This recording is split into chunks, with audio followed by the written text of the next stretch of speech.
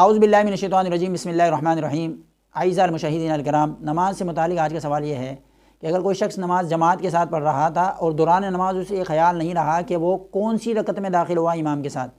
اب اس کو یاد نہیں ہے کہ پہلی میں ہوا ہے، دوسری میں یا تیسری میں،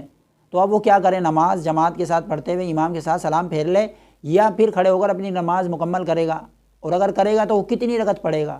تو اس سوال کے جواب میں علماء کرام نے تفصیلاً کچھ اس طرح وضاحت کی ہے کہ اس میں یہ چیز دیکھی جائے گی کہ یہ جو شک اس کو ہوا ہے دوران نماز، یہ عام طور پر اسے ہوتا رہتا ہے یا آج ہی ہوا ہے۔ اگر تو اس کو یہ عام طور پر یہ شک ہوتا رہتا ہے تو پھر اس کے لیے ضروری ہے کہ وہ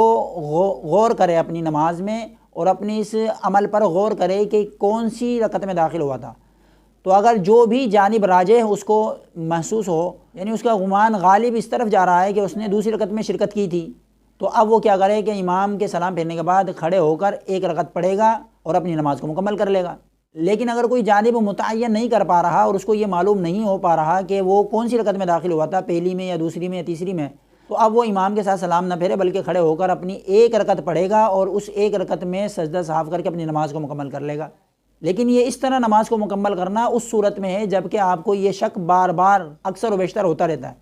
لیکن اگر یہ شک اس کو آج ہی ہوا ہے یا کبھی کبھار ہوتا ہے تو پھر اس صورت میں امام کے ساتھ نماز پڑھ لے